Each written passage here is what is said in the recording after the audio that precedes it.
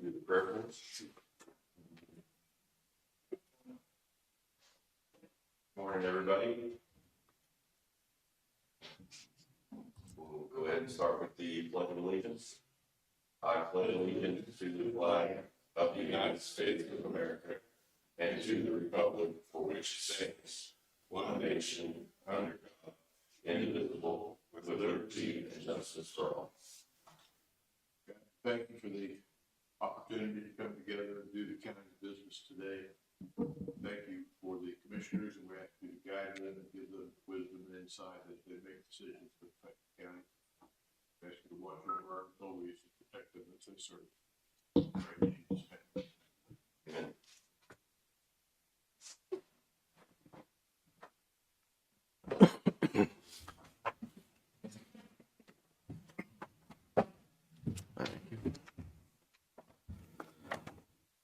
Okay, we'll call the meeting of the Linn County Commissioners to order. Approval of minutes from last week's meeting. I'll make a motion that we approve the minutes from last week's meeting. I'll second it. Been moved and seconded to approve the minutes from last week's meeting. All those in favor say aye. Aye. All opposed? Motion carries. Approval of claims. Make a motion, we approve the claims and for the amount of $504,714.93. Okay, I'll second that motion. It's been moved and seconded to approve the claims. All those in favor? Aye. Aye. All opposed? Motion carries. Got a thank you card in the mail the other day. Okay. Read that or take a look at it. Okay. The thank you card reads, "The Brown family appreciates your contribution towards the Walter Scott Brown Memorial Highway sign. Morgan Brown." Do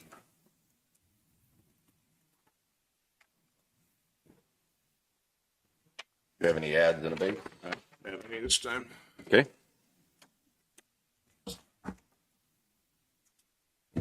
Let's go first. Emergency management.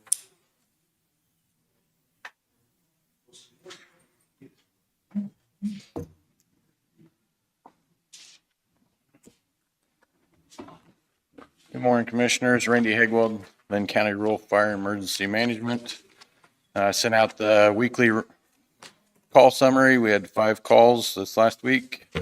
Brings our yearly total up to 261. I know this week we've been kind of busy. I do appreciate Kevin's guys, the deputies and AMR helping us out, being out there in case something went bad with the heat. The other thing I want to address this morning was I talked to Jim yesterday. At the fire stations, we are in and out of those fire stations all the time. The firefighters respond moments notice. They leave their families and stuff. And I just want to kind of address this issue. A lot of times we do have family events at the fire stations. I encourage the fire stations to get family involved. We have had family dinners at the fire station, just kind of to bring in the camaraderie. There was one that was Saturday at the Prescott station. It got interrupted by a automobile accident. Postponed for 5.5 hours while we were on scene. Went back. That happens a lot after when we run calls. That's part of the kind of the healing process. Some of the stuff that these guys see on these calls, they go back, kind of decompress and talk about that call, solve all the world problems, what do they need to do to kind of deal with that situation. I also allow other county departments to use the stations and state agencies to improve communications and response between those agencies and stuff like that. Also get somebody in those stations when we're not running calls. So if there's a problem, I've had sheriff's deputies call me and say, hey, there's a door left open, stuff like that. So I like seeing people going in and out of the station. If there's any concerns or anything, citizens want to call, let us know that, hey, they see somebody there, or call sheriff's office, that's fine. But that's kind of what's happening. I have allowed firefighters to have birthday parties there before. No alcoholic beverages, anything like that, but it is bringing the family into the fire station. I think that is an important part of the fire service. I just want to kind of reach out to you guys, make sure that's all right. And if there's any issues with that, let me know. We'll address it and change it. But it's kind of what happens at the fire stations. What brought this on yesterday or Saturday evening? I got a message from a citizen, Linn County citizen, about something going on over there. I didn't know what it was. I didn't see it till late Saturday evening. So I reached out to Randy yesterday just asking what was going on. And I'm glad you brought it to everybody's attention to let everybody know what's going on. I appreciate that.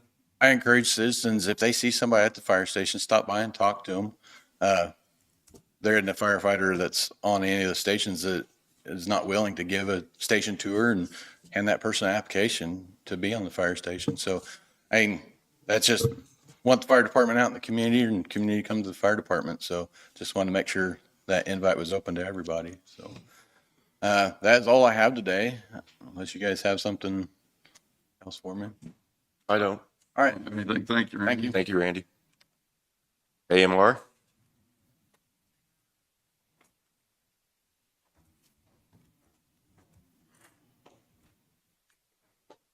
Good morning, Lewis Loy, Operations Supervisor. AMR Galen is out.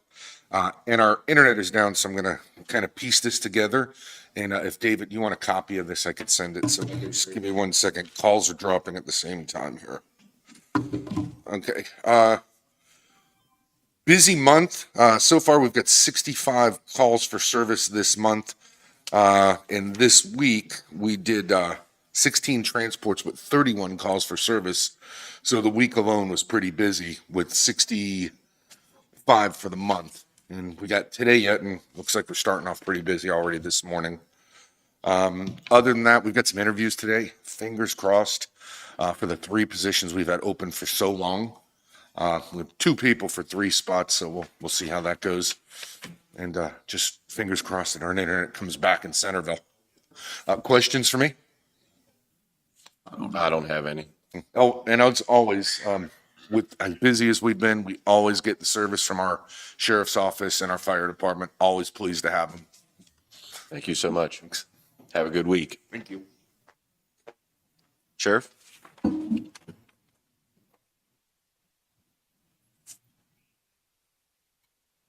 Commissioners. Kevin Friend, Linn County Sheriff. First and foremost, I sent my numbers out this morning via email, and David caught me. Total prisoners in are 58. And then I put on the second line, total prisoners in 59, but it's 58, just so you guys know. Monday morning typo, sorry about that. We had 13 releases this past week. We have 31 of those farmed in. They come to us from 3 different entities, U.S. Marshals, Wyandotte County, and 2, I think, yet from Coffee County. Maybe 1 at this point, but there was 2 this past week, I know. But I know Coffee County came over to pick 1 up for court, so I think we might just have 1 of theirs left. Only had 59 911 calls last week. Had 3,790 jail contacts, 531 calls for service countywide. That's fire, EMS, law enforcement, county and municipality. 21 civil service papers were served. We had 1 VIN inspection, 16 new cases opened, 8 cases were closed, 5 vehicle crashes that we worked, no SRO activities, 178 folks in the front door at the Justice Center. 40 of those bailiffs worked with for calls for service for whatever they were presenting. And we had 4 livestock out calls. We had LAPC meeting this past week. Randy hosted it here Thursday night. And The committee got a tour of the Justice Center after that meeting. I think that was a pretty good deal, and I think everybody there, how many do we have, Randy? Probably 15? Probably 15 folks at that meeting. Good meeting and a good tour afterwards. Can't think of anything else for this past week for the commission, though. So if you have anything for me, I don't. thank you, commissioners. Thank Have you, a good Sheriff. week, sir. You too. Jessica, you have stuff for us?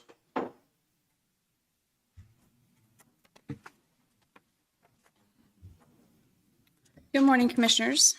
Just to update you on a couple of things that you talked about in my absence last week, the RFP for the airport FBO, I sent it out to 5 different publications last week, in addition to the 2 newspapers that we have here.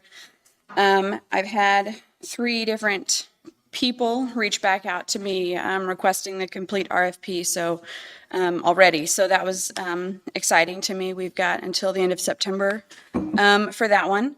The tire bids were sent out to 8 different companies. The CDBG grants were announced last week. We were awarded a CDBG grant for STARS That's cool. that we applied for. That's $100,000 from the state. And that will be used for the STARS program. It will be used for computers, desks, chairs for their computer lab, and 2 desktop simulators for their heavy equipment program.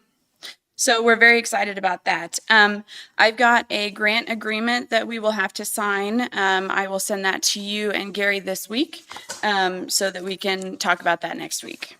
And that's something we applied for on We their behalf. applied because for of on their behalf, yes, with the Regional Planning Commission, yes. Okay. An update on the fuel tanks in Pleasanton. They should be operational by end of business today.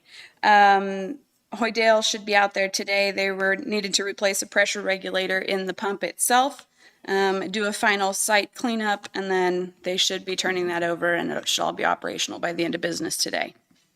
So that's exciting as well. I passed out, you should have a flyer about Rural Water 2, their new water tower. The ribbon cutting for that is this Friday at 10 o'clock, August 4th.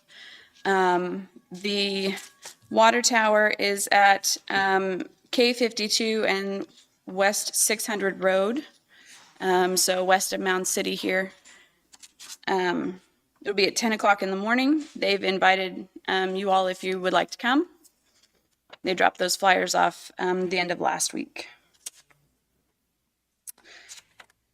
QuickCom has reached out to me. They are trying to schedule a ribbon cutting / groundbreaking ceremony for the end of August for the project at Parker. They would like to have commissioners out there. They're trying to work around my schedule to have me out there as well. Anyone who is interested.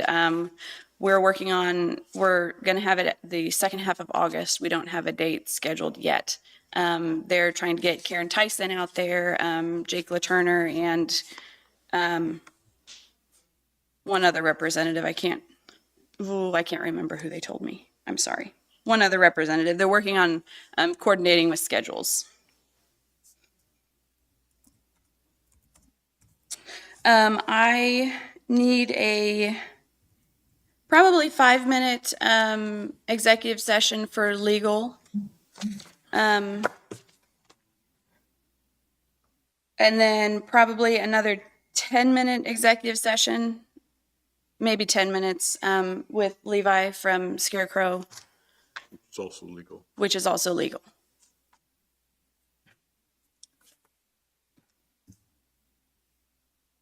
Want to take care of those now or? It's fine. Levi is here if you would like to do them now. We're scheduled for 10:30 with Levi, but he's here if you'd like to do them now. You want to? I got a question on there. Where did we decide that we've been 1.5 years into this contract? I guess we've had a discrepancy of what. Which? Mowing. That's what we're talking about. Mm-hmm. Where, what took us a year and a half to decide this, I guess, that's my question. Would we like to discuss that in, It doesn't have to be discussed in there. I mean, you can discuss it right here if you want. okay, I guess I'm not, can you explain, Well, were we mowing the right thing? I mean, was we having the right, okay, so once it came to my attention that we were not mowing the right thing, we got it straightened out. I wasn't aware that we were not mowing the correct thing last year at Prescott. well, did we go ahead and sign off on it then after we knew that we was mowing the wrong thing? What do you mean? I'm sorry, I'm not understanding what you're asking me. I'm sorry. Well, I guess we've had the wrong area been mowed. Okay. Okay. Yes. Just explain what happened to everybody. I guess you're involved in it more than I am. Okay, so it came to my attention this spring that what happened last year was that the city of Prescott was mowing our fire station. My understanding was that Levi was mowing our fire station. My understanding is that Levi thought that we were mowing our fire station, but it was actually the city of Prescott. So we've gotten that all straightened out this season. So the issue that we're dealing with now is how to fix it from last year. Well, did we sign off after knowing it, I guess, is who signed off on to go ahead and mow it or to pay for it after it was not being mowed? I guess that's my question. Did we know that it wasn't getting mowed and we went ahead and paid for it? No, it was getting mowed. It was being mowed by the wrong person. And we didn't know that it was being mowed by the wrong person when we paid it. So when I think what he's asking is when the bill was submitted, who approves that bill? Anybody? So each portion of the bill is sent to the department head. So the fire stations are sent to the fire chief for approval. So did he approve it? He would have.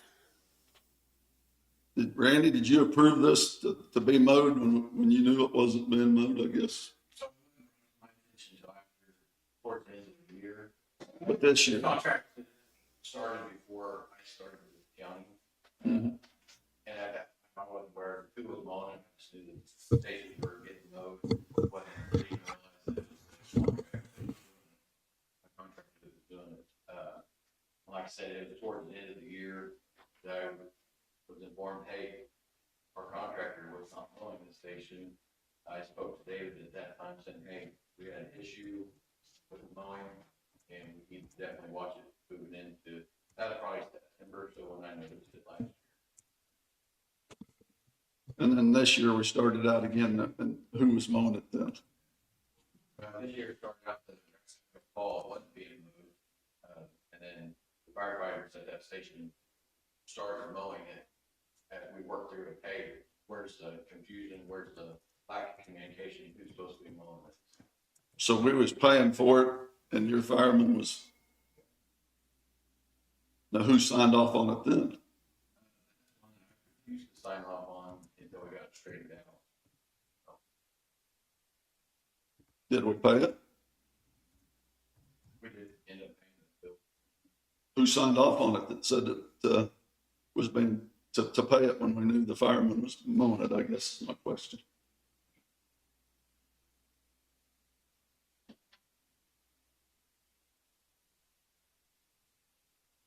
I don't approve bills. I don't know.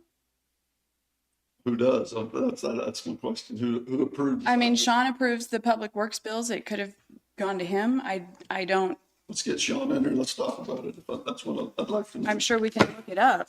I'm sure we could look it up. Okay. All the mowing for the fire I'll go get station Sean. are on one invoice. And so when they come in fire station, it takes one signature on that. And so I signed the ones for this year to approve getting paid for those. So This year? for this year. So, and then last year I signed the ones that before I knew that who was mowing it for sure. So until Did you question it any, I guess, is what I'm saying? yeah, I questioned it last year because That's how it- But this year? this year it was questioned as well. And that's what brought all this. And that's what brought this all on is once we started getting invoices because of the problem last year, once we started getting invoices this year, we were getting invoiced and the grass was 2 foot tall down there. I'm like, hey, we're getting an invoice for this and it's not being mowed. And that's what's brought this. So you took it on to Sean or what? I mean, That's why I found out that Jessica took care of the contracts. And that's why I took it to Jessica this year was, hey, last year I approached David with it. This year, like, oh, Jessica's in charge of that mowing contract. And that's based on going through when that contract went out this year. Like I said, last year I didn't know who took care of the contracts because I started after that contract was approved, so. So I guess my question, Jessica, did we go ahead and pay for it even though you knew that it wasn't getting mowed? I don't pay the bills. I don't approve the bills. I addressed the issues with Levi. We can look up who approved the bill. I don't do that. But you knew, that's what I'm saying. is I knew. That the fireman was Yes. mowing it. And, Yes, we and did Levi know was that. getting paid for it. That's my question. Well, I knew that we were being billed for it, yes. Did you pass it on to Sean? That's We what had I'm discussed it, yes. saying. And we still paid it, I guess. That's my question. Did we go ahead and pay it after we knew Levi wasn't mowing? I believe that you're correct, that we were trying to work out the issue, but I still signed the invoices on that, yes. Well, you see where I'm coming from. Whenever we sign off on something that we're not getting the service for, I got a question. I got a problem with it, I guess. Ray, my assumption was that we were working through an issue and that I still continued to pay our contract and that we were working through it and that we would come to a resolution on it and resolve It it. wasn't getting the service we was paying for, I guess is what I'm saying. Yes, that there was an issue and the building was an issue and that it was being worked through. Well, you wouldn't have heard about this, I guess, unless Randy brought it to my attention or brought it to our attention here. Randy's the one that brought the first, that we had issues there. And that concerns me. Okay, I believe you would have heard about it as soon as it was resolved, but it had not been resolved at that point. You're correct. It had not been resolved at that point, and Jessica was working to resolve the issue, but we still were paying the contract until it was resolved. I don't think the contract was being fulfilled if we was being paid, if someone was being paid to mow it and we wasn't getting that service and we continued to pay it, I don't see that we should have paid it myself. Okay, well, we get one billing for a number of locations on a countywide contract. The discrepancy was something that we were working through, but I wasn't at that point willing to hold up a billing for one issue among all of those others, as opposed to trying to work that out on the side as we were dealing with that separately.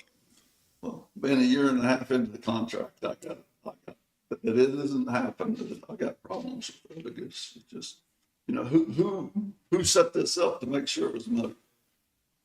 The individual places to be mowed. Did we show him? Okay, we developed a list. We then developed area maps of those locations and sent out the list with the maps to be bidded on. It concerns me greatly that we're this far into it and we didn't know. What else don't we know? I guess is that when I see this, it's just that concerns me. Okay. I see it as an issue, or from my perspective, as an issue that we were working through. But as far as the billing, no, I signed the billing for the rest of it until the issue was resolved or it gets resolved. Where I said is I see us paying a bill that we're not getting the service for and we're continuing to pay it. Okay.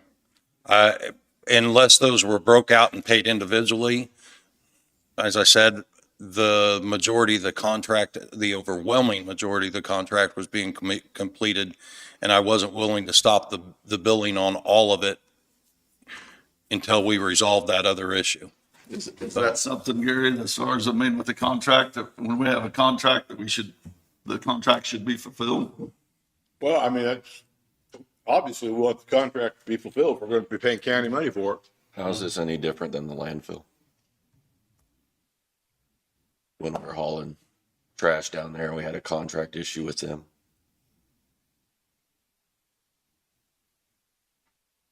I'd have to think about that one, but we wasn't paying any extra for the tonnage. We were paying the tonnage, Yeah, but the tonnage we took with them, it wasn't, but we were paying extra that wasn't in the contract. whose fault was that? When it goes back to who was in charge of the contract. It wasn't me and you.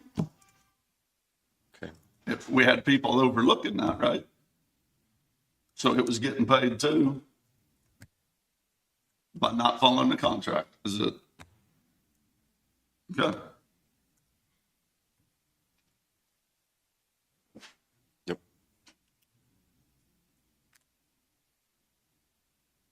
No, I got a problem with it, where we're paying, did anybody tell Randy to go ahead and sign it, or how did we determine when he brought it to, when he brought his discrepancy to you? I reached out to Levi and talked to Sean about it, and Who talked back to Randy? I discussed it with Randy after I discussed it with Levi, and Levi and I came up with a plan going forward. He double checked with the maps. I sent him the maps again to make sure that he had the correct address and where he was supposed to be mowing. He determined that he had been mowing in the wrong location this year. That was why the grass was Then Randy taller. brings it to us and you didn't, I guess is what I'm saying. Well, maybe I should have. I apologize for that. I see it as a problem myself.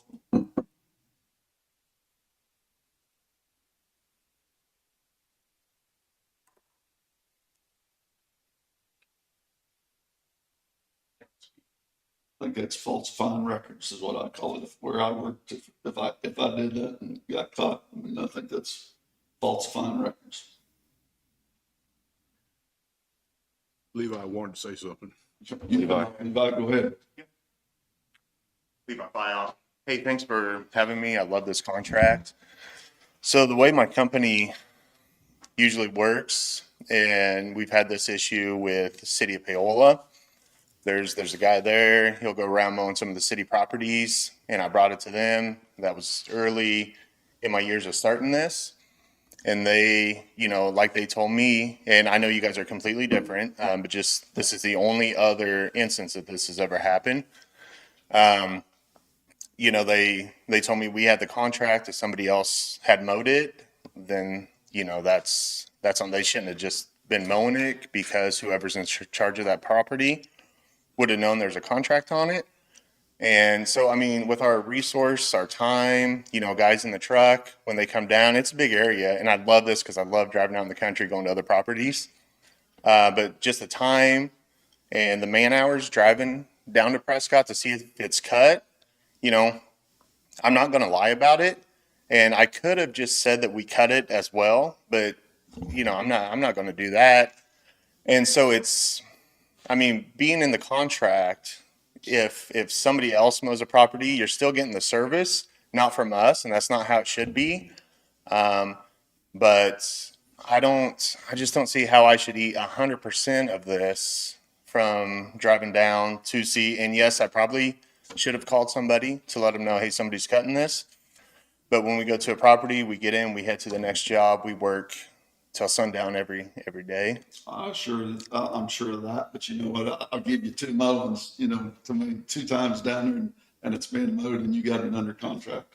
I'd pay you for 2 mowings, but I wouldn't pay you for any more, because you could pick up the phone and call us. That's the way I feel. If it was mowed. Right. And you seen it. Right.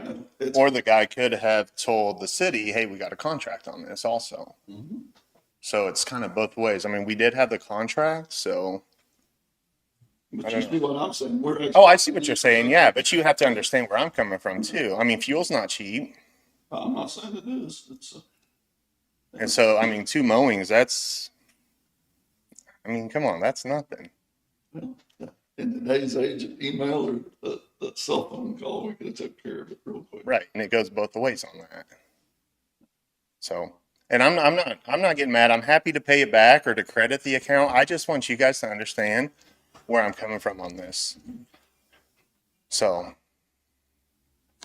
What do you think, Jason?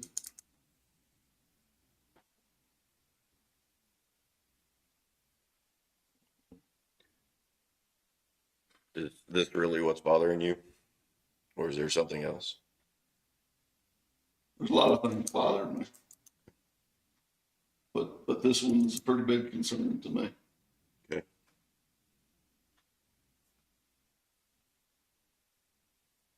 It proves my point quite well. Okay.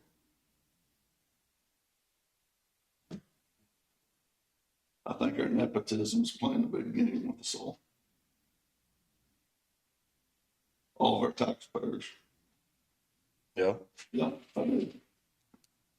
When you sit there and your wife's boss is working for us, and it's a problem. You put us in quite a predicament, the way I feel about it. Okay. What about the predicament you put us in by having us do the interviews for the shop foreman? How'd I do that? You were the one who was pushing for us to do that. Was that what our responsibility? Mm-hmm. It was? It's partially our responsibility. Wasn't it nepotism based on that? You were trying to get your guy in? Who's my guy? Speak up. Go ahead and talk about it. Who's my guy? I mean, why were you so set that we had to be in on that interview process? Is that how it had normally been handled? It's been a long time since I hired one. Mike got hired. I don't.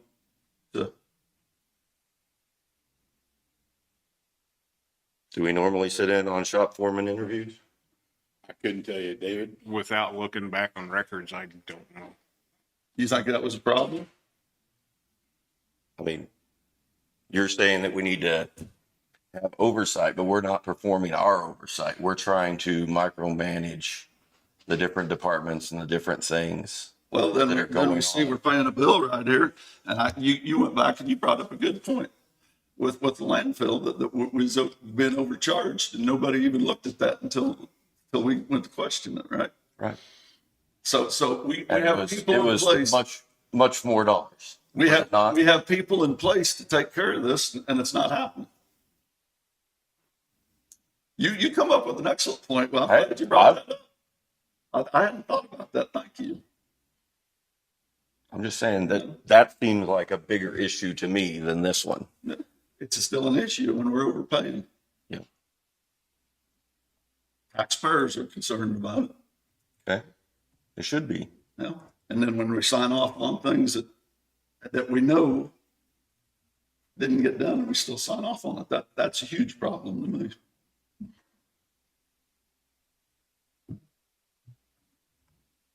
We could have not signed off on that being mowed and signed off on everything else.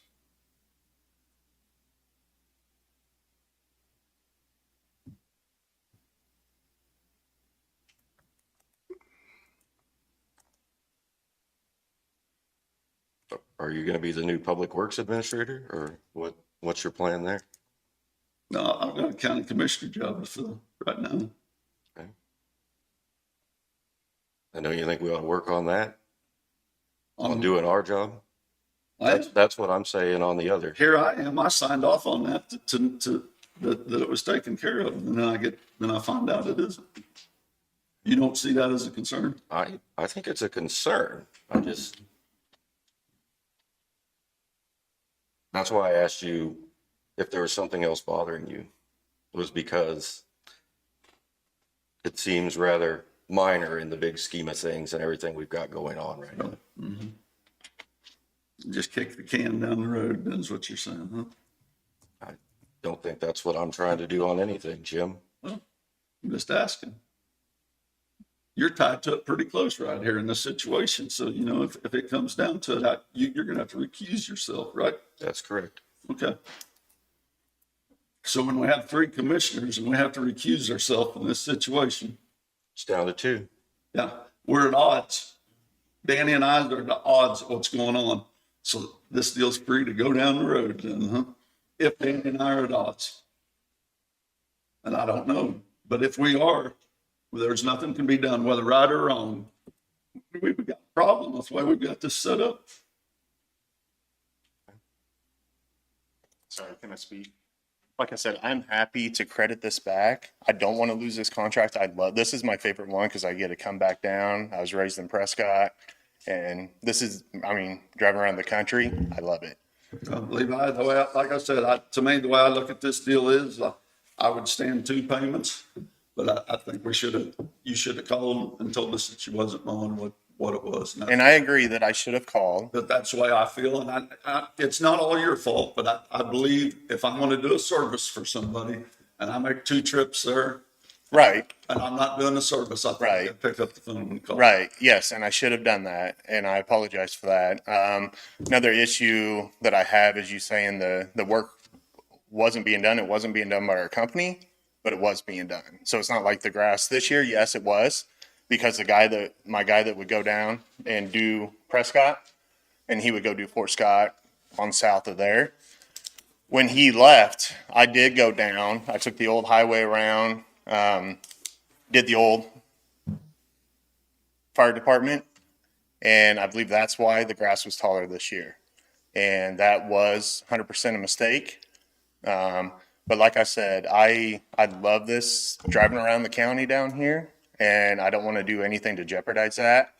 So, I mean, if it'll be any benefit, I mean, with all of you guys, I'm happy to credit that. I just want you guys to know that. So, I don't, like I said, I'm one vote Levi, and I'm just saying what I think, and I don't. Oh, I agree. You know, it's, but I will tell you what I think as far as the way I feel about it, and I don't think you did service, and I don't think you did paid for it. okay. You know, that's the way I feel. No, that's fine. And I'm inclined to disagree with that too. But like I said, I'm happy to credit it back. So I understand your feelings on it, You're saying you'll agree to the $945 or, minus the 2 mowings that he agreed to. okay, I don't think it's fair, but if it keeps me this contract and keeps me down here, So we'll pay you for 2 mowings, and you eat the rest of it, is what you're saying? I'll credit future invoices. invoices on the next bill. But as far as weather goes, if the grass isn't growing, that's one thing. But say I drive out to Blue Mound and the neighbor cut it, I'm still going to cut it. Does that make sense? Yep. Because that's a lot to drive out there. Somebody cuts it. I'm not saying if you mow it, I'm not, that you. If you Okay. mow it, you mow Okay. it. Okay. But you have to understand too, I could have been crooked and I'm not like that. And I know this appears I am, but I could have just said, hey, no, it was always cut and I cut it. But I mean, that's not, I want to be as honest as possible. And you're right. I should have called. That's on me. So I apologize for any turmoil I've created, but I just want you to know that. Okay. Are you fine accepting that? I'm good paying for 2. You're going to credit us back for all the mowings, but 2, is what you're saying. That's right. Okay, I'm good with that if you are. I am. Thank you, Levi. Thanks, Levi.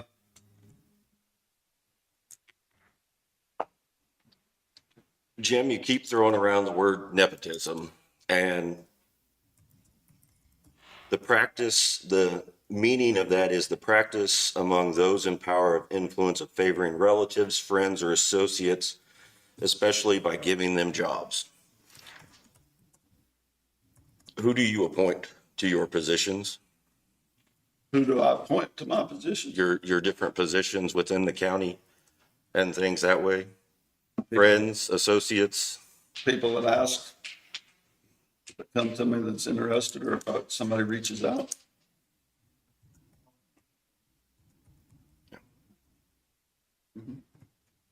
Okay.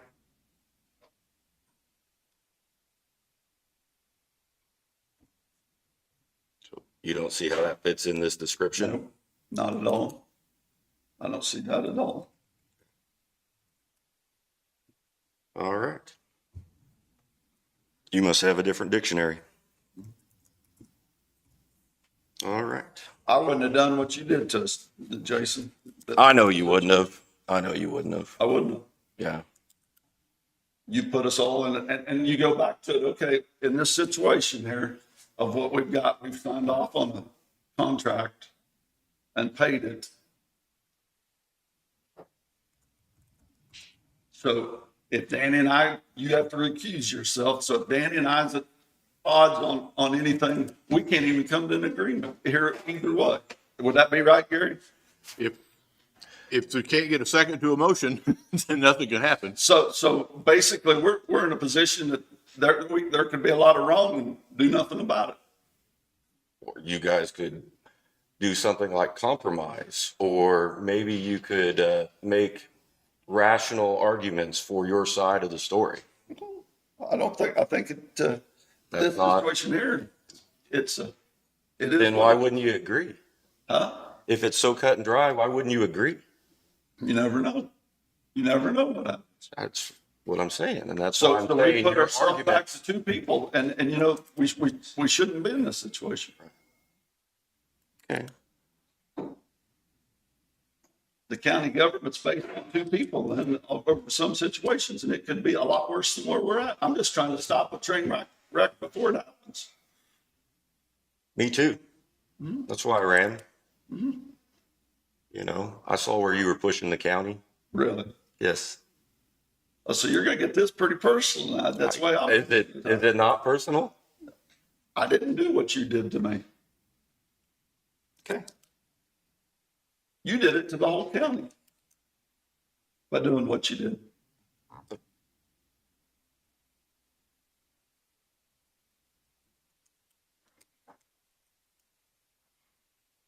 All righty.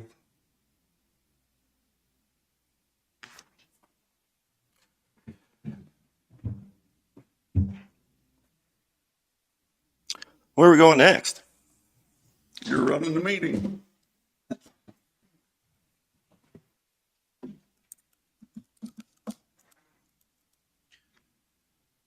Public Works?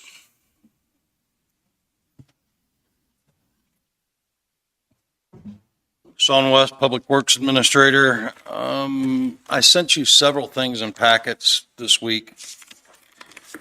One of them was a new total on the senior center estimates.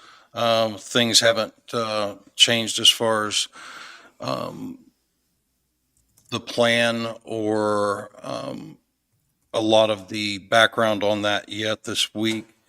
But I'll get with you when the demo is complete and the building, we start on the flooring and the painting. I have a assistance application from the Fair Board that I sent to you. Basically, they're asking for, okay, they are asking for field prep and maintenance for the tractor pull, spraying for insect control, and boom mowing around the creek area out on the east end of the property. The timeline's August 3 on the mowing, spraying on the 4th. The grader and roller would be used on August 6th. For the tractor pull, Fair Board will reimburse any cost for the spray materials. This is very similar and exactly what we did last year. They bought the materials or we purchased the spray and then billed them back for it. The operator that I spoke with, Donnie Snyder, has agreed to operate the county equipment at no cost to us or the county.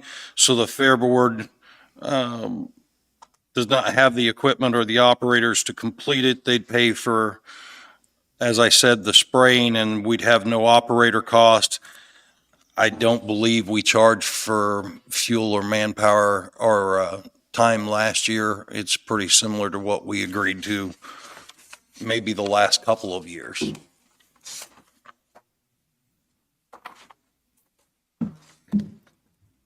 So you looking for an approval on that?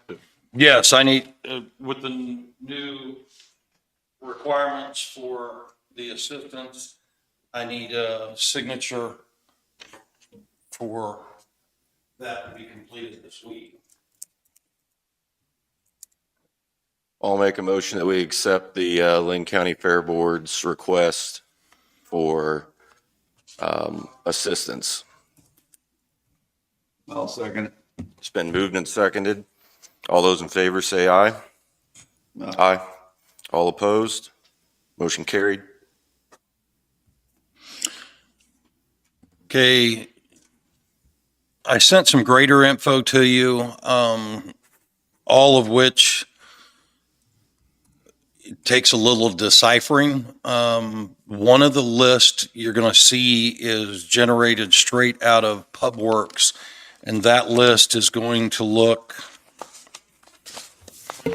very similar to this. And basically, it's going to give you a list of tasks, top to bottom, about what that operator turns in and says that they've done.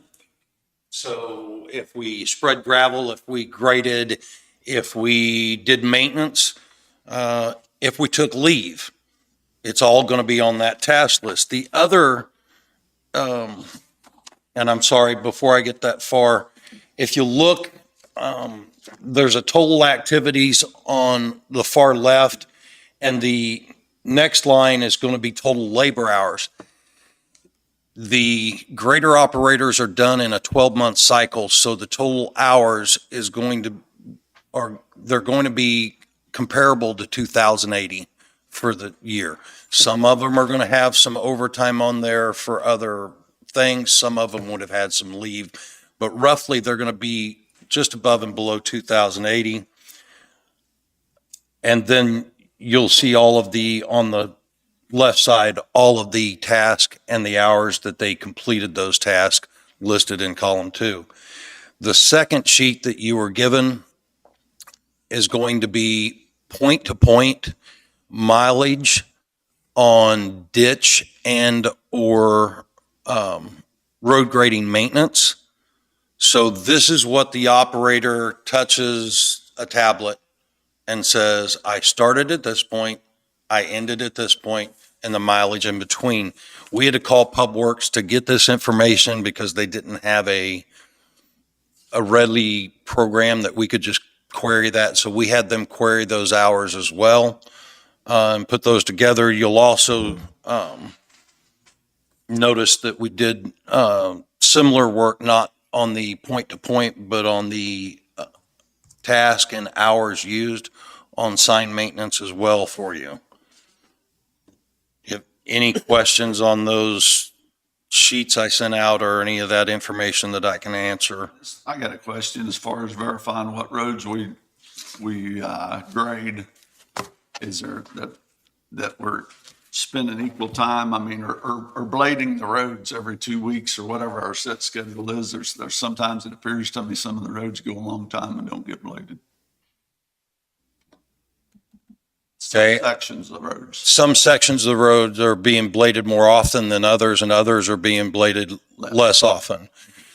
I would have to talk to the shop foremans and the operators to find out whether those that are bladed less often are less traveled, less worn, or we're not having the water issues creating washboards or potholes, and they're putting the focus on higher traveled roads. I cannot, I'm only surmising and cannot truly speak to that because we'd have to look at a road specifically and talk about that road and that operator. Mm-hmm. So I can give you some roads. I won't do it right now, but I can give you some. okay. Centerville, I sent you a quarterly report. This is just a quarterly report that's sent and accepted at the state level for the sewer system. And then we have an RFP for the park house to sell, to pull the house and recondition the land. Gary, I sent that over to him on an email. He's a copy of it. If you've had a chance to read it, what I think it goes along with what we talked about in the meeting as far as selling the property and recouping the land at no expense to the county in trade or for purchase of the home that sits on it.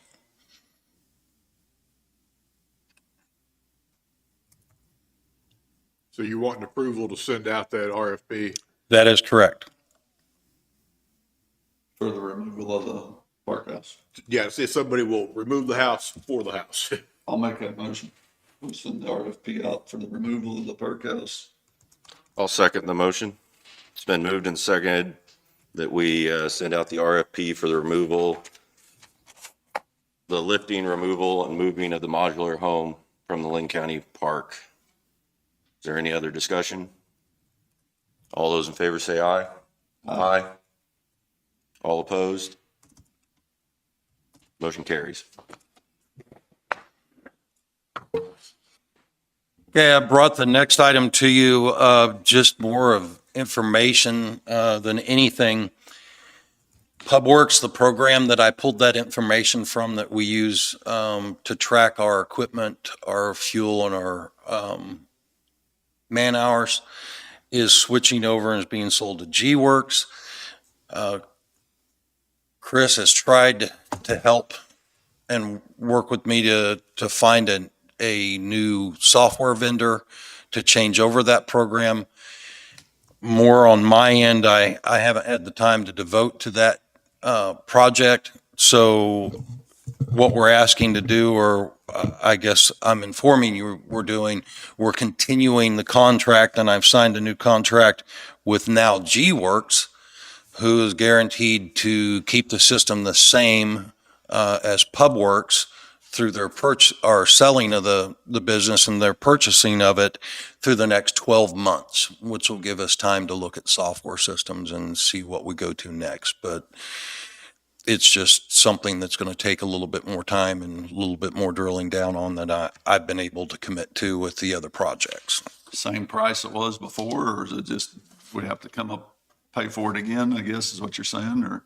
It is the same contract. They're buying out the contract and we're paying the same. Now, whether at the 12-month renewal, whether G-Works adds anything to it like PubWorks would, but they are buying out the company and we're continuing on with the same There contract. typically was a small increment each year, and I think that will continue, but we met with them not face to face, on Zoom, a while back and tried to get all this worked out, and it's just a very complicated situation, but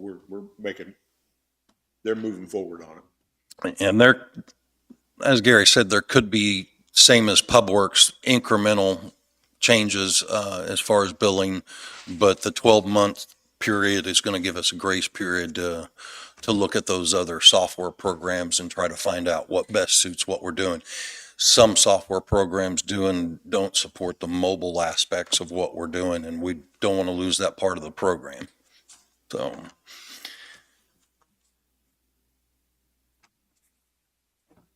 I've got Dennis Hardy in to talk about grader routes and equipment. And then I'll get back into the rest of my stuff, but I did want to get him in and out of here this morning.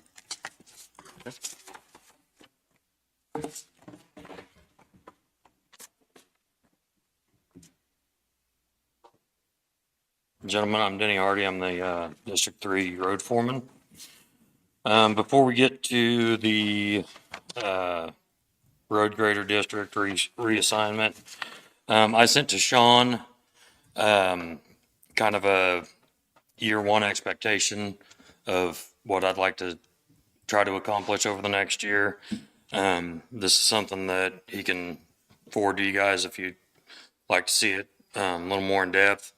But after the 3 weeks that I've been in this position, I've kind of been able to identify a little more and see what I think are some of the hot topics to hit.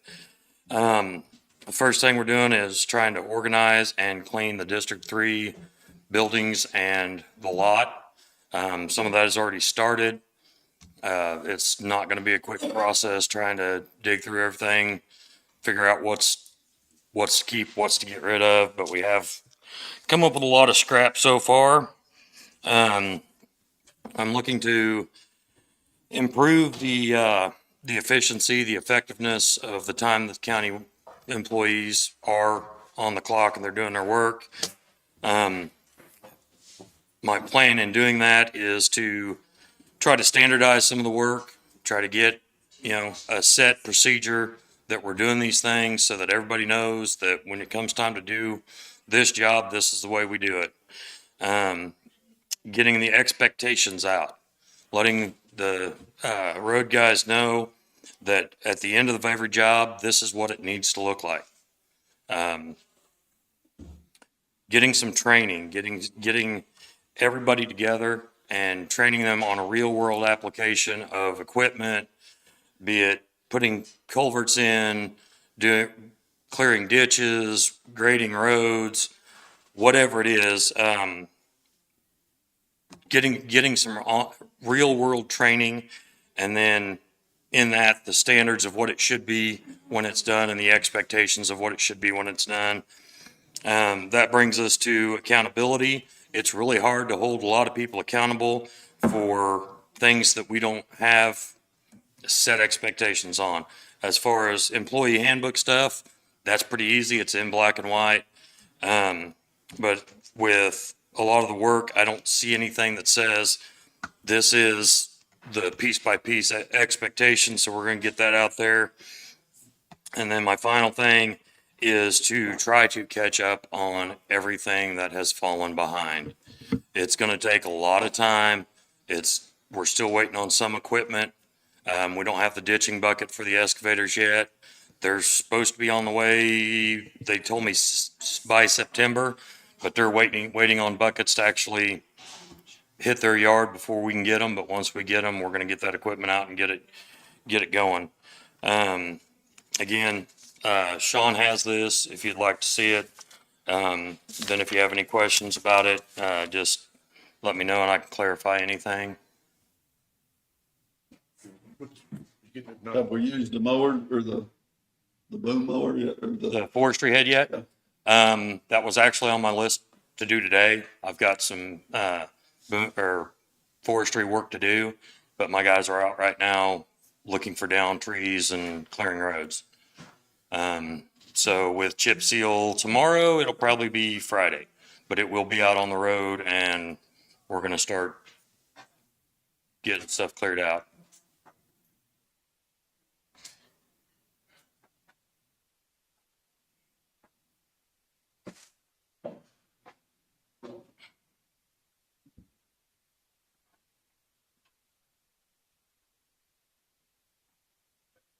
IT's coming over and looking at the screen. So do they have this on their? Yes. We do. Okay. Before we get into that, we did have some discussion about the belly dump, and I'd like Dennis to give you his take on that before I have resolutions that are going to be made up for next week based on his presentation and your decisions.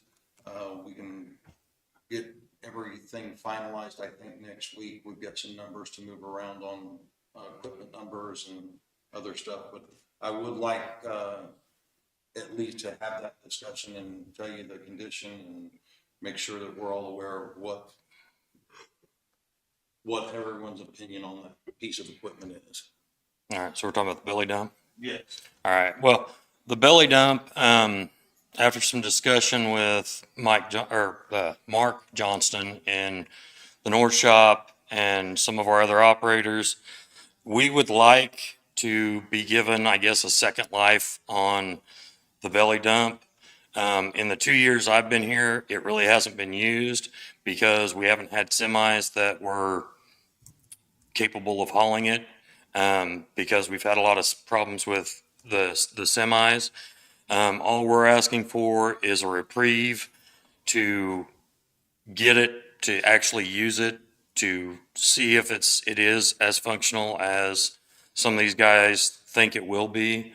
We understand that it's been sitting, so why keep it?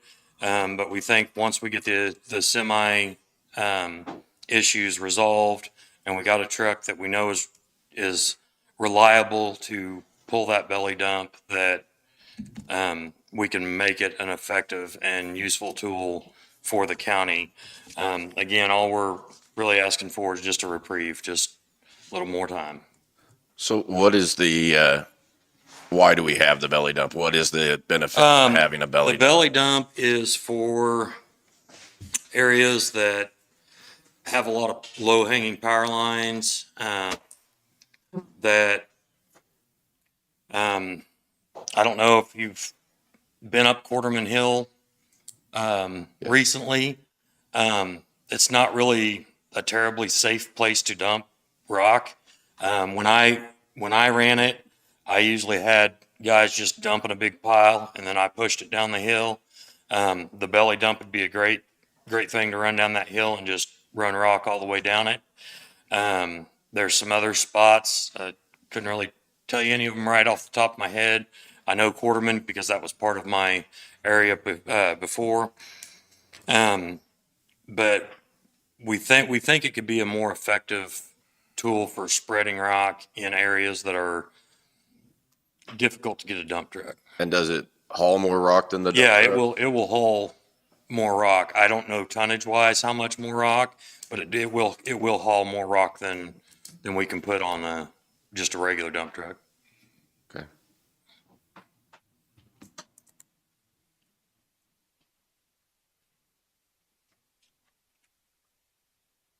Well, Nick's looking, those numbers, that we spoke about on Pub Works, 21 was, 2950, 22 was 3157, and 23 is 3479. Are the incremental jumps that we spoke about on the Pub Works programming. And it's supposed to be consistent with the G Works programming for the next 12 months.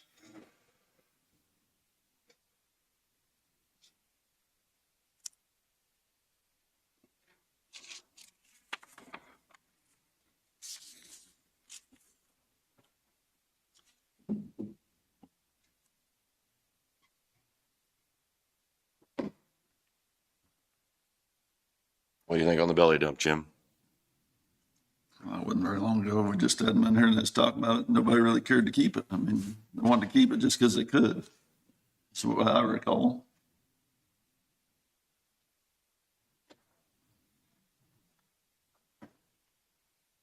How many miles have we pulled it in the last 2 years? I'll have to pull that up for an accurate number on Pub Works, but I can pull the equipment number on it. I know we used it out on that Windmill Crossing when we were hauling dirt out there, when they were building that road up. So, I mean, it's not a lot of miles, but we used it to haul a lot of dirt.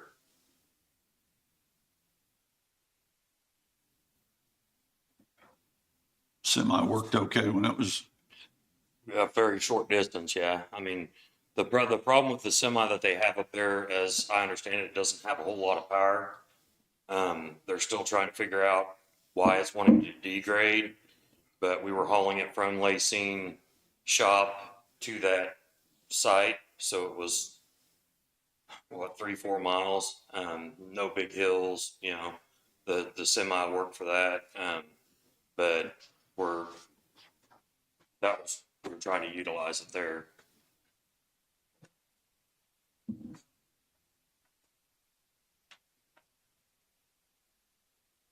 Can we function without it?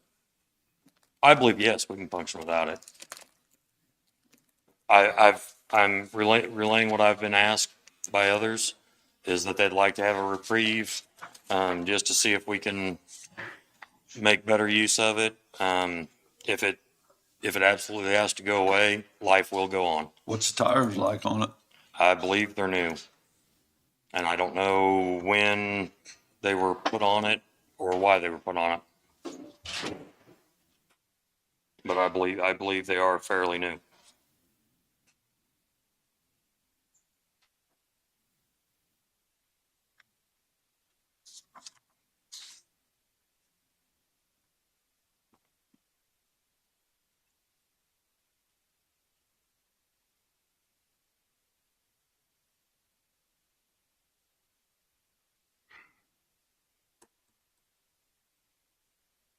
Add it on or? I don't know why we get two different stories within 3 weeks.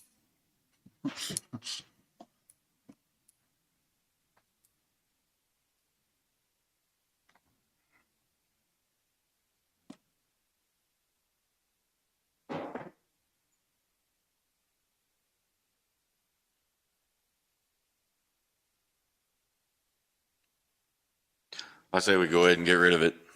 That's what I feel like.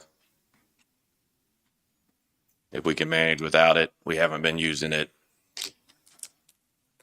I say we go ahead and get rid of it. And You say it's gonna take more semis if we do it, is what you're saying? Another we keep it. semi, what is your, Well, I mean, the semi's got to be fixed one way or another, whether we keep that trailer or not. But no, like I say, if it's your choice to get rid of it, we've been getting along without it for 2 years, so how life many won't times be. would you say it's been pulled since you've been there? We pulled dirt up there with that on that windmill crossing, and our mechanic brought it out to haul dirt out at Valley and 1800 to try to get a test on the semi to figure out why, but that's it. I haven't seen it. In 2 years, you've Yeah. seen it twice. Yeah.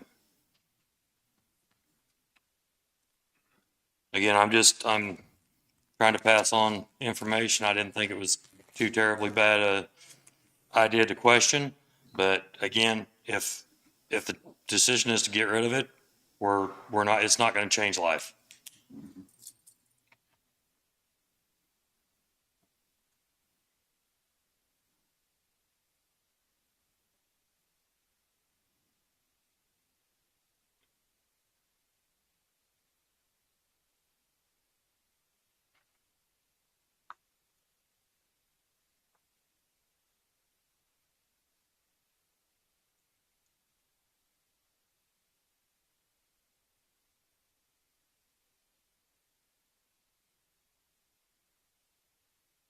I don't see why we'd keep it myself. If everybody, in 2 weeks, 3 weeks ago, everybody said to get rid of it. So it's fine with me to put it up for auction. Okay. Do we need we'll put that in the, We've already had a decision okay. to put it on a resolution, I believe, last week. Okay. Sounds good. All right. So on the screen right now is the current grader districts. As you can see, we have 6 graders in South District. They're crossing south of other graders. None of it really made much sense to me. Next slide, please. So I went through, redrew those districts. As you can see, it squares up and cleans up a lot of the county, makes it a little more easy to know who's in what area. The current miles for the graders that we have, North District is running right at about 80 miles per grader. With 6, we were running, as you can see, between 62 and 66 miles per grader. As we get down to 5, we're moving everybody to between 75 and 80 miles. The only exception to that is 325. That would be Dawn Fish. And that is, can we go back to 2, please? I put his district, everything east of 69 Highway. So now I don't have any graders crossing over 69 or and to hit any other roads. But that cleans it up. With this, that would give us an excess grader that I don't see any reason why we need to hold on to it. How are we going to choose which grader we're letting go? We're going to choose by getting rid of a grader that has the highest hours.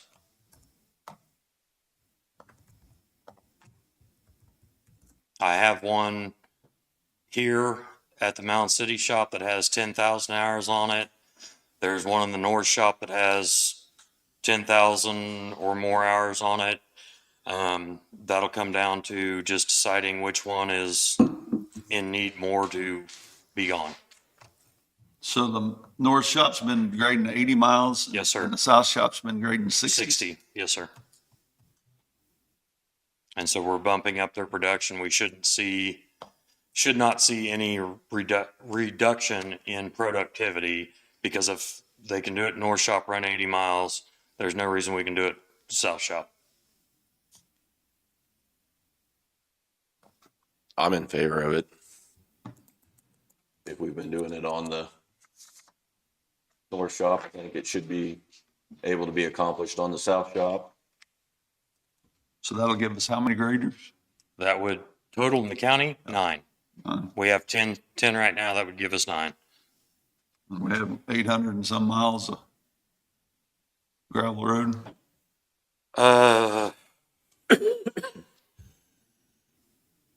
No, what we've got is 323 miles of gravel road in the North Shop area and 388 in the South Shop for a total of 712.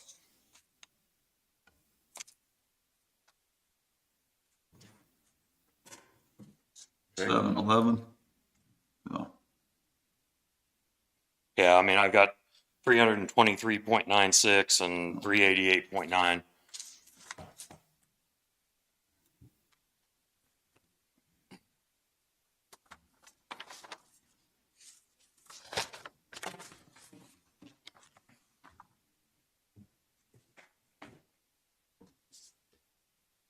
So are we gonna add that grader onto the request for next week? I will, if that's the direction. That's the reason we're going through it this week. So what, well, then we'll have an extra operator? Well, we've discussed that, and one of the things that we have discussed about the operator, at least in the South Shop, we'd have to look in the north, but that new piece of equipment as far as the excavator and that forestry head, if we committed a devoted operator to that, and it's a working theory, it's not something we've committed to. If we committed a operator to that piece of equipment, then we'd have one person ditching, one person maintaining, one person using a forestry head. So we'd have more accountability on that piece of equipment than instead of hot seating it for all the jobs. And at the end of the day, somebody saying, no, he forgot to grease it. We'd have more accountability with that piece of equipment if we went this route. Now, again, it's a working theory, but it's something that not only obviously brings up the mileage and more evens out the districts, but it also allows us to get rid of maintenance cost and an extra piece of equipment in the process, and take another individual and commit them to a full-time piece of equipment. Even if you got 2 or 3 different guys operating it, it ought to be a standard procedure that it's greased every morning when you start. I don't care if you got 5 guys operating it, but if they sign off on it, that they greased it that morning, it's that's what it should be, because there's multiple jobs. A lot of people do the same thing, just from shift to shift. True. A lot of We people, got to hold them accountable for what we're doing. a lot of people move equipment and go shift to shift, but I think if you look at those pieces of equipment versus single operator pieces of equipment, there is some pride that goes with being the only one responsible for a piece of equipment and making sure that equipment's serviced properly. I wouldn't disagree that it's done all the time. We've got to hold them accountable. If there's other guys on there, just everybody's responsible for what they're responsible for that day.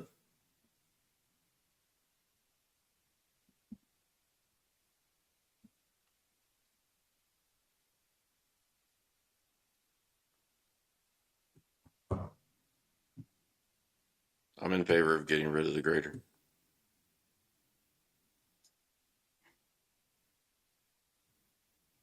It's fine with me too.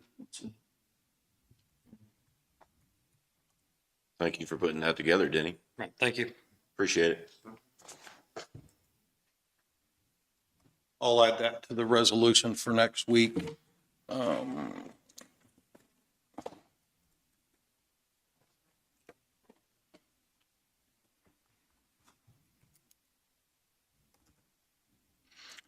We spoke about HHW and the need for disposal. I got with Al outside of the email that I'd originally received on this discussion.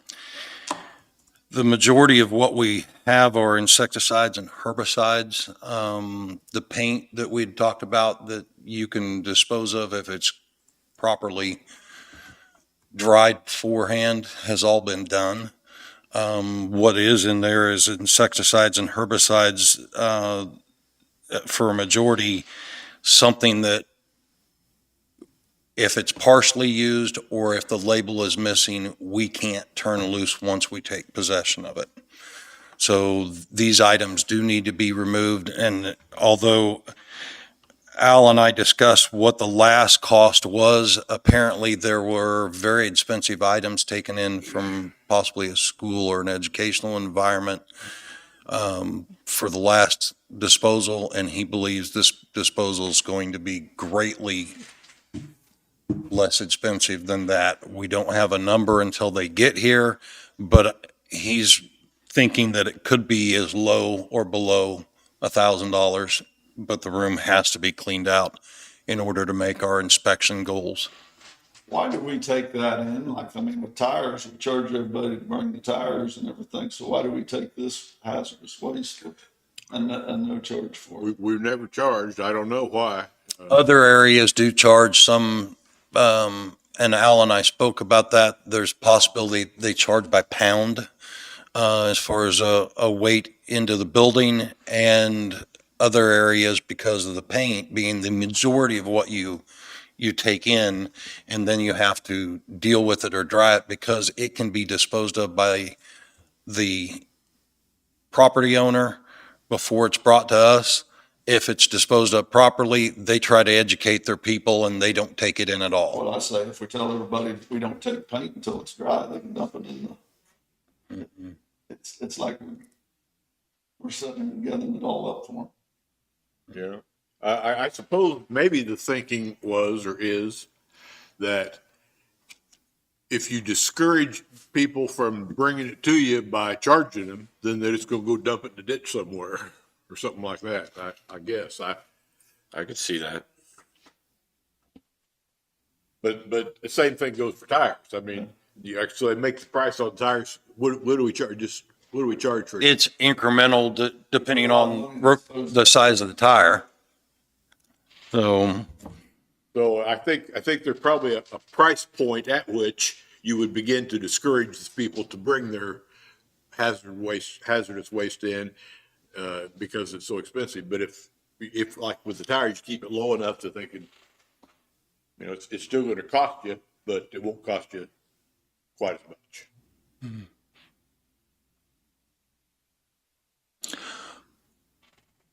Well, based on his new estimate and the fact that we've already disposed of items that can be disposed of, and what's left in there is either open containers or no labels and can't be removed from the room, and the new cost estimate for that, that it won't be anything near what the last one was, which required your approval.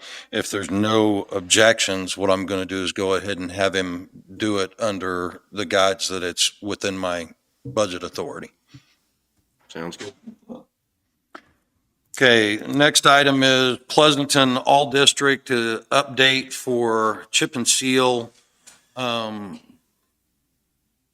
to 13 miles completed with 8 miles left.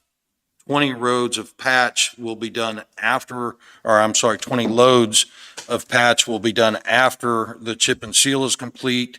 Then they'll move on to bridge and guardrail repair. The roads that have been completed so far as the chip and seal program are 1095 North, Quarry Road, 2275, 2250 Sadler, 2400 Robertson, and halfway up Showalter. Update for noxious weeds, per the 2023 management or weed management plan. We completed our goal of spraying for broadleaf noxious weeds, thistle, Teresa Lespediza on the paved roads west of 1095 from 100 to the south, 2400 road to the north. Next year, we plan to alternate to the east of 1095 as our goal and do gravel side roads on a case-by-case basis when residents report infestation. We've now turned our attention to spot spraying Johnson grass throughout the county, knowing that it's bad this year and putting together a plan. We hopefully will get to it sooner next year. We are also spraying all the culverts, bridges, guardrails, while out spot spraying Johnson grass. Being that the chemical mix in the tank for Johnson grass also works as a bare ground spray. We are also touching up all the county property, buildings, and gravel parking lots. Report from Joyce on 7/28 showed the cost shares at 28, 22, 17, 59 with a $30,000 cap set for 2023. Going forward, Johnny's contacted all the vendors, instructed them to call him for verification of any cost shares before accepting them. And he doesn't perceive or anticipate the need to increase the cost share, which we do have a $5,000 cushion to that number, possibly in '24.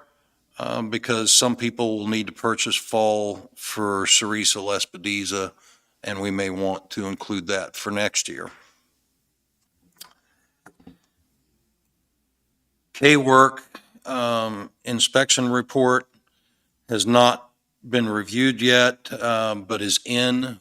It's been emailed to us, and we'll be going over it with maintenance and looking at those areas that can be improved according to K-Works and their assessment. Signs, I sent the report to you, and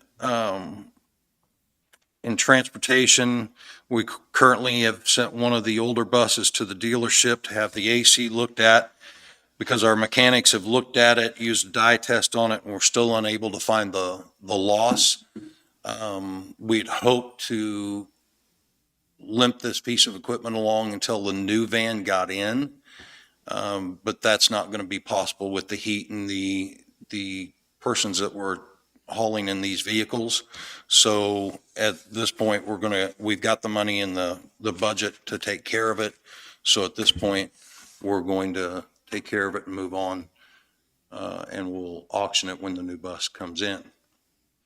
Do you have any questions for me? I don't have any. I don't either. Thank you, Sean. Okay. If you don't have anything else for me, I just need 5 minutes for legal. And then, is this different than yours? Okay, because Jessica was still needing 5 on hers too.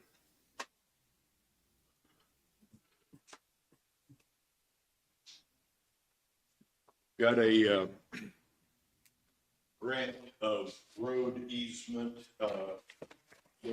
These folks have done a boundary line adjustment, and one of the things we require, if we don't already have a 70-foot road right of way, anytime we make a change like that, we require them to increase their right grant so that they're giving us 35 feet road right of way.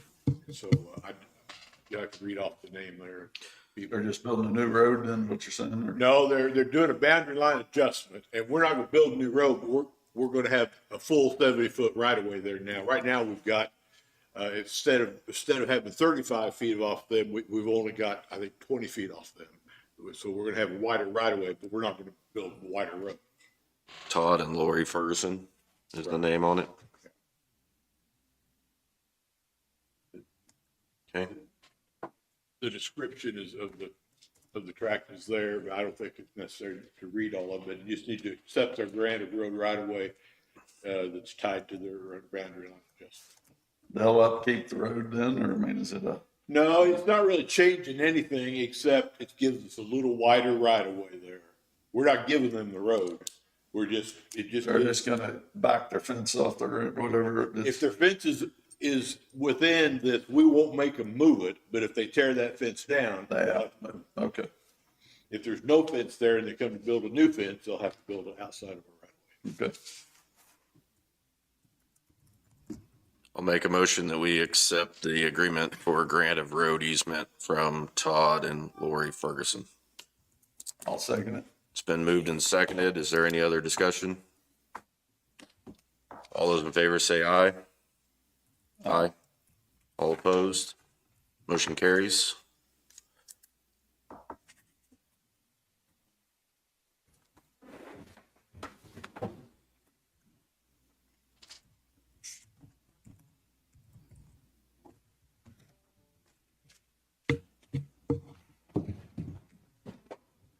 Is there a place for David to Yes. do that?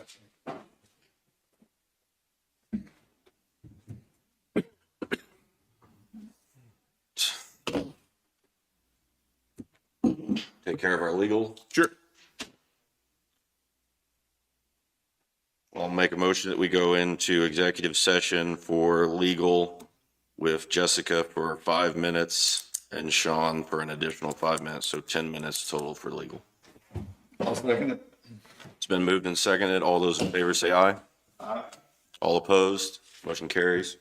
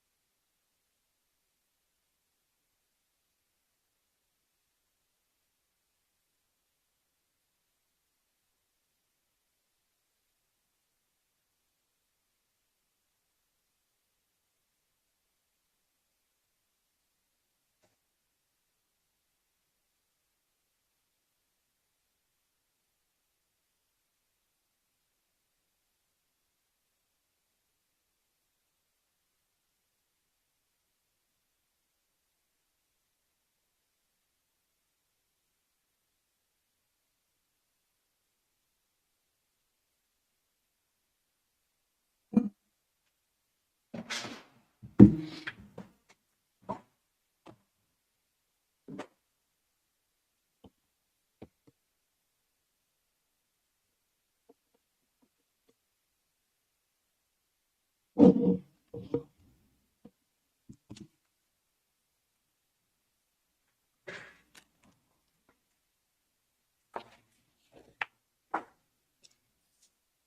we had no action from executive session.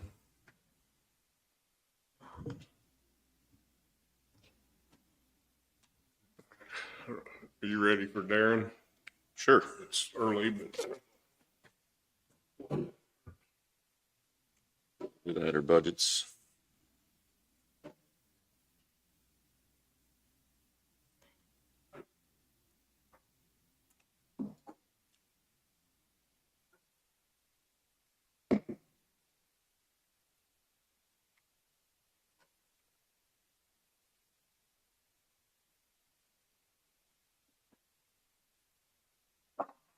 Good morning, Commissioners. Darren Wilson, Planning and Zoning Director. I sent to you a nuisance regulation that I would like for you to consider adding to our existing nuisance regulations.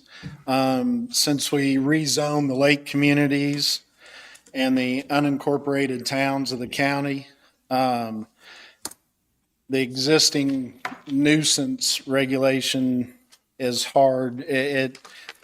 It's hard to enforce that in those zones. And I wrote this up in hopes that you would consider adding this to the existing regulations. Do you want me to read it or? Did y'all get it ahead of time? You've read it? Yes. Probably no point in having him read it again, is there? What do you think about adding it in there? I think it's a good idea myself, but. What did the planning and zoning have to say about it? Did they look it over? So my understanding on codes enforcement, planning and zoning is not a part of that. They're really not, but sometimes, I mean, if you want them to weigh in on it, you can ask them to, they may, but they're not a part of codes enforcement. I don't see why we got it. I mean, like the lake developments, why do we have to enforce their codes for them? Well, we're already enforcing our regulations there. The thing is, our regulations say you can have 5 cars on a tract. Well, that's not really feasible in Centerville or in one of the lake communities. We need to bring that number down just because I mean, if everybody had 5 cars, it just looked like a junkyard out there. 5 Talking in, about 5 undrivable. Yeah, 5 abandoned vehicles yeah, 5 inoperable cars on 20 acres looks different on a half-acre lot.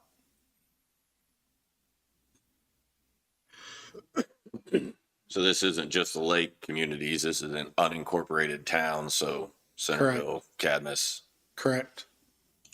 Goodrich.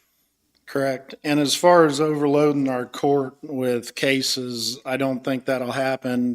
For instance, this year, since January, I've had 29 cases. I've closed 22 of those cases out of court, and we've only got 7 cases in court right now. And as far as the judge, we pay the county pays the judge, whether he's there 15 minutes or 4 hours. And I don't think we haven't had a court last longer than half hour anytime. Correct. So we've got plenty of space in that setting for more cases if we need.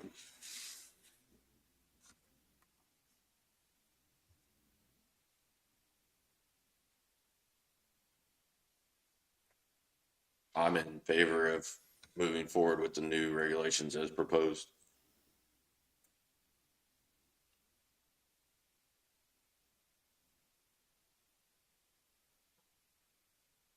Just table it until Danny gets back and see Wait. how he feels. Yeah, we're not prepared to pass it today anyway, because I've got to do a little bit of work on this and then integrate it into the current code. But we just wanted to see if you were going to be willing to even look at it before we did any more work on it.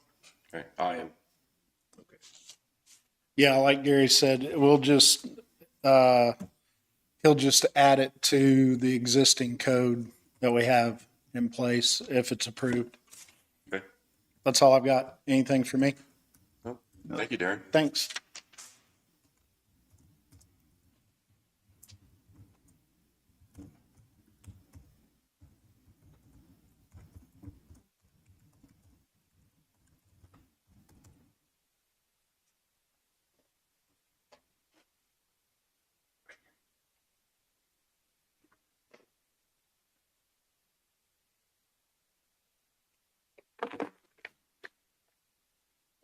Okay, I don't know if we had anything really more to discuss on building projects this week or not. I just kind of left that one on there. Right. In case we had anything else. I know Sean talked, one of them talked a little earlier about the Park House, which is kind of falling under that type of deal. But unless you guys have something you needed to discuss on that, I didn't have any new information for you. Okay. And I don't, Sean, did you have anything else on building projects you wanted to talk about today? No, I didn't have any updates about that today, but I did need to remind you that we need to meet in reference to the lagoons at the park. Correct. And looking at the possible locations for that so we can get a date set for that contractor. Sounds good.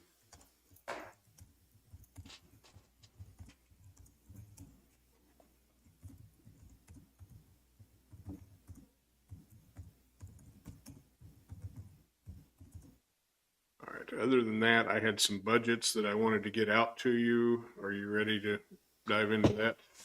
And I realize we're short one person today on the commission. I do not have to have decisions on these today, but I wanted to at least get it to you so you could review and see if you had any questions for me. Worked a little description, very limited one on this. I think I sent out. Run through that quickly if you want to hear it and hear it in public where people can hear what's going on.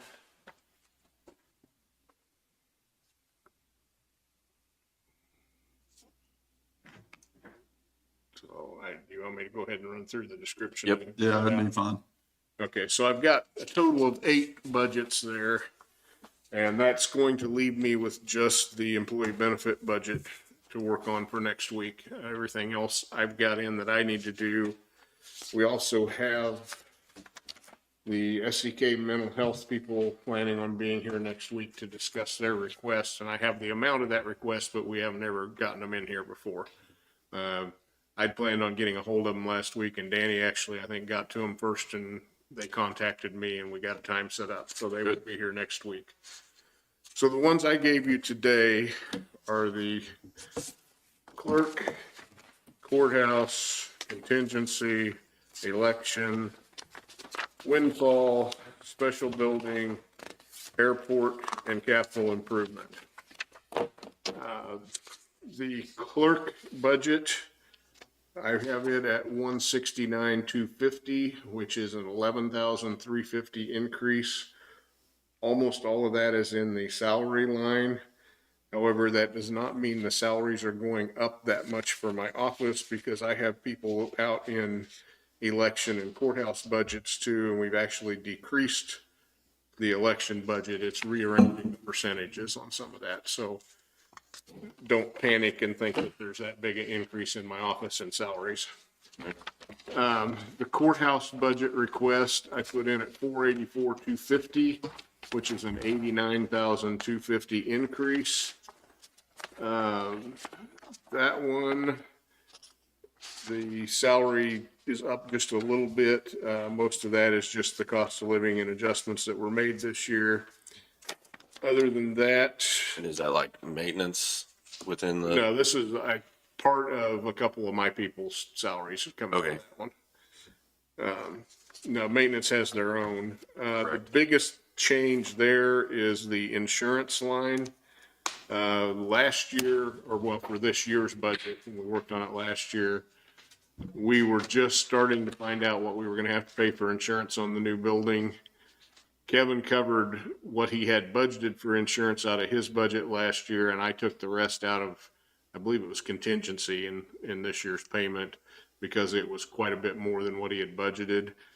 Kevin and I had talked earlier about taking that out of his, since it's not just him, it's court attorney, everybody over there, and moving it to courthouse. So he did not add enough to his budget to cover the insurance, and I put it over in the courthouse budget. So that's the big change on that one. Some of the others, utilities are tremendously higher than what we had budgeted, and without looking back at previous years, I don't have a good explanation on all that at this point, but I bumped that up to more like what they're coming in at this year.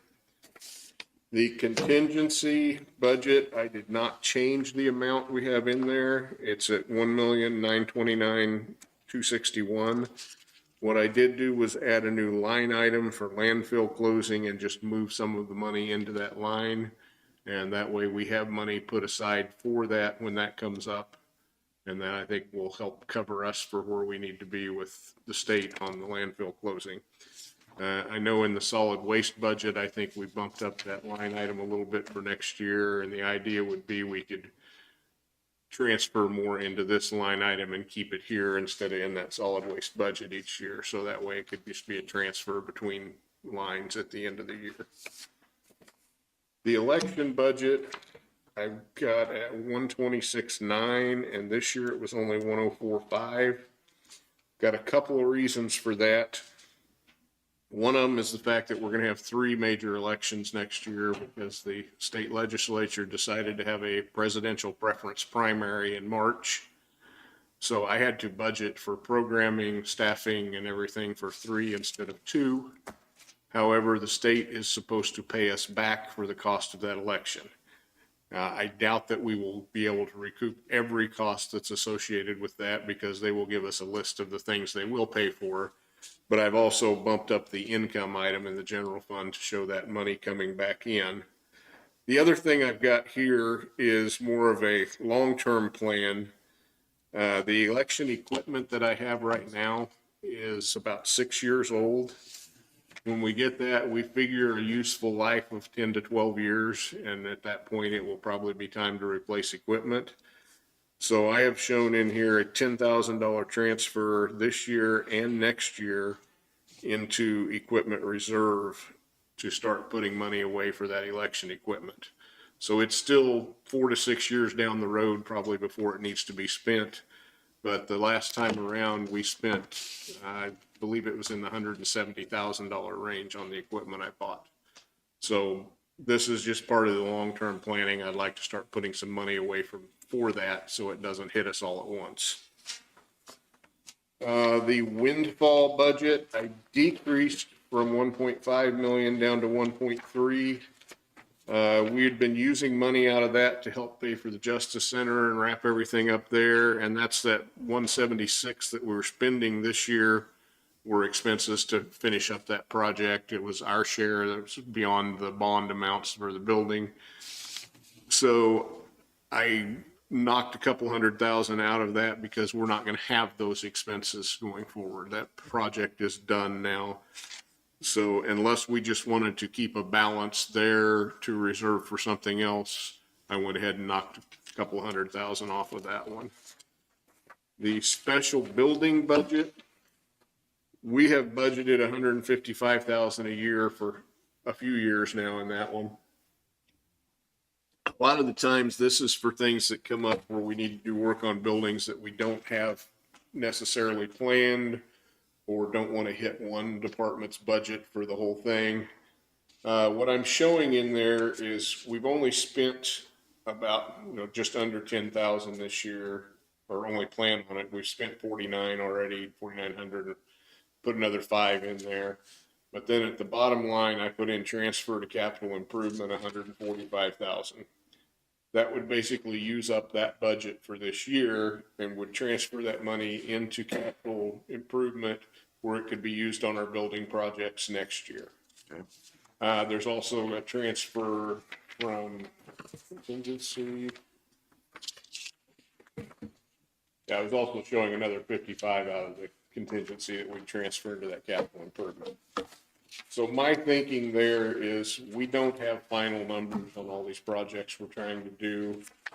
If I show it in here as transfers to capital improvement, then if we do go ahead and spend some of that money this year and get some of these projects going, then we just don't transfer as much at the end of the year. But that is accounting for the expense either this year or by transferring, leaving that money in a fund for next year when we can do that work. So, and then the overall, I did not change that budget amount for next year. So that would still leave, it would end up being 200,000 we put in capital improvement, and we have another 155 in special building for next year for either of those projects or other things that might come up. The airport, that one's been kind of up in the air since we don't know where we're going with all of that yet. I did remove what we had budgeted this year for fuel for resale, took that out of that budget. I ended up knocking it down to $10,000 for next year. It was 65.7 this year. I wanted to leave something there in case we end up keeping it or we don't get things done for a while, just to cover things like mowing and insurance and utilities. But I did not see a point in leaving that large amount in there if we don't plan on selling any fuel. Right. Purchasing. And like our property taxes, are they not? They've been coming out of contingency. We haven't taken them out of that budget anyway. I mean, should we be? It could go there. I mean, and that would just be a matter of moving it from one line to another, which I could do that if you'd rather see it come out of here. I think it would be better to have it coming out of there. What the airport was costing. Okay. Well, I'll make a note of that, and that will change that one then, because I'll go ahead and budget for that in here, but I can move it out of contingency where we've been paying it the last few years. And then the last one I gave you there was that capital improvement fund. This one, it's not a tax fund the way we use it. We're just transferring money into it from other tax funds. So I showed a budget of 200,000 there for next year. That's the amount I have scheduled to transfer into it. And again, if we spend some of that money this year and don't make the transfer, then there's not going to be as much in it next year to be available to spend. Okay. So that was, like I said, except for benefits, that was the last budgets I had to work on. At this point, I'm going ahead and putting all the amounts that have been tentatively approved, even these that haven't yet, into the state budget form so I can get a better idea of where we stand on everything. If you don't want to take any action on any of these today, it can easily wait till next week. I'm already plugging the numbers in, so I've got something to work with, but that's however you guys would like to do that. But I did at least want to get it in front of you today so you could take a look at what I'm thinking on these things. So any other questions, discussions you'd like to have on these? I don't have, we can just wait till Danny gets back to Finland, and you can go ahead and use the numbers and see where you're at. It's for me. All right, well, I will do that. And like I said, I'll get that benefit one ready for next week. So next week's meeting is the 7th of August. Following meeting after that would be the 14th. I would like to have things wrapped up and ready to publish after that 14th meeting. We actually have one more week after that we could wait to get it published, but if we could get all the tentative approvals done at least by the 14th, that gives me, let's see, the 14th, the Wednesday would be 16th. So the following would be the 23rd, Wednesday the 23rd, to get the budget published. So that would give us possibly another week then if there's still some changes we want to make before publication. Once we publish the budget, we cannot increase over the amount that was published. We can still make cuts after that if you want to cut some things down somewhere. The publication has to be out at least 10 days prior to the hearing. I've got the hearing scheduled for the first meeting in September, which is actually on a Tuesday because the first Monday is Labor Day. So that's the 5th, I believe. So in order to have it published in time for that, I need to have it in the paper on the 23rd. because then my 10 days would run out on September 2nd and we could have it at any point after that. And that still meets the guidelines with the state of when to have the budget hearing, since I already have the notice to exceed revenue neutral. It bought us more time to do that. Okay.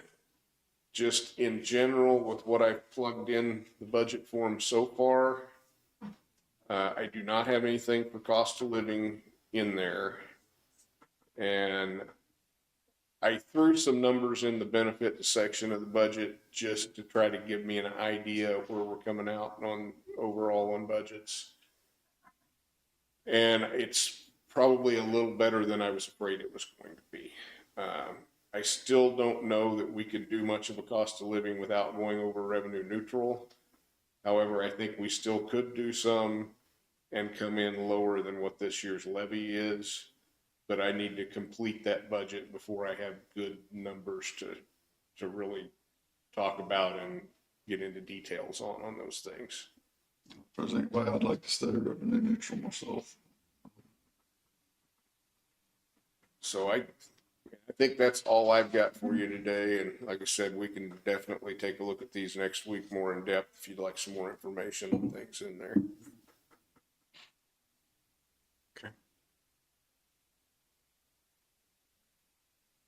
What else we got? That's all I have.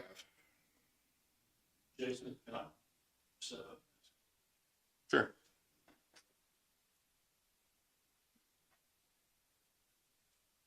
So Mike White, Mound City, and this question is probably more to Gary and David because they have the most history with the county commissioners. Has there ever been any exploration or discussion about moving from a 3-panel board to a 5-panel board? It's been discussed a time or two back through the years. Nobody's ever taken any concrete steps to do that. What would the process look like? Well, If- It actually goes to an election, I believe, to do that. The commissioners pass a resolution,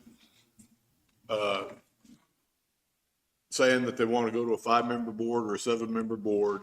And then there's an election set in a certain time frame, and the people either approve it or disapprove it. So there's never been any serious discussion. No, I mean, there's never been a resolution passed or an election held on it. Sure. There have been a little discussion occasionally back through the years, but I think one year we actually had a resolution put together to do that, to put it on the ballot, and then the commission at the time changed their minds before it was ever finalized, so nothing that's ever went correct. on the ballot. I think you're right. So in both of your points of view, what would be the benefits and what would be the negative side of moving to more members? I guess a benefit would be that you wouldn't have the situation we were talking about this morning where if one commissioner is for some reason not able to participate in a vote and the other two don't agree, then you're just up a tree. You could avoid that to some extent. One would hope. I would definitely want to look more closely at quorum rules and all that, but I think, is it possible then if you had like a 7-member or 5-member that 2 commissioners could sit on a board or in a meeting together without I believe violating so. meetings laws because they would not be a quorum? That is true. The Kansas Open Meetings Law says that a majority comprises the quorum, and a majority can't talk.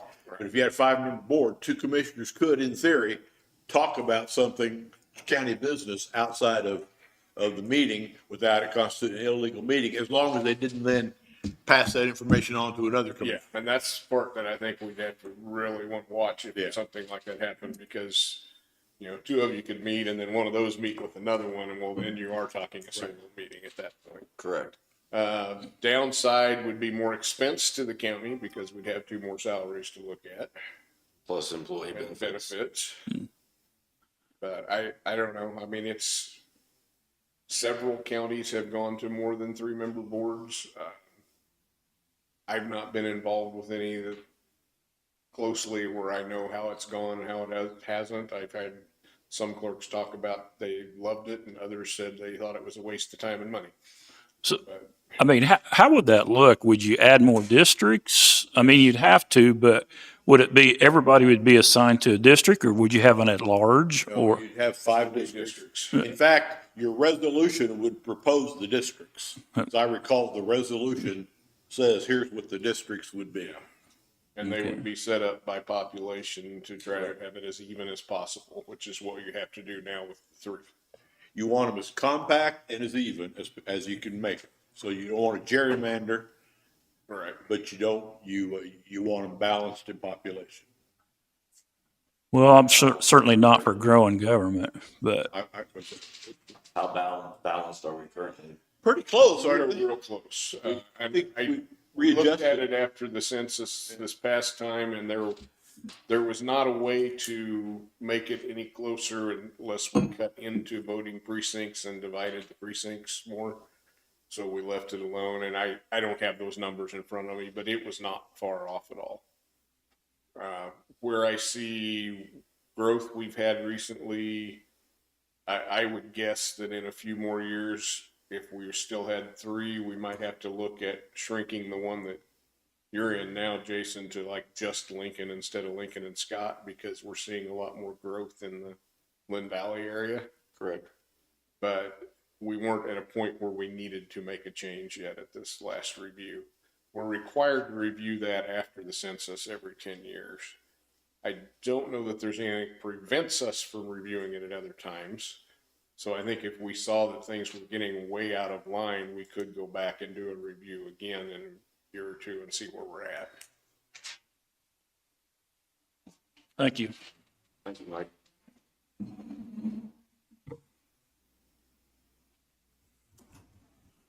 Anything else? I don't have anything. Is there a motion to adjourn?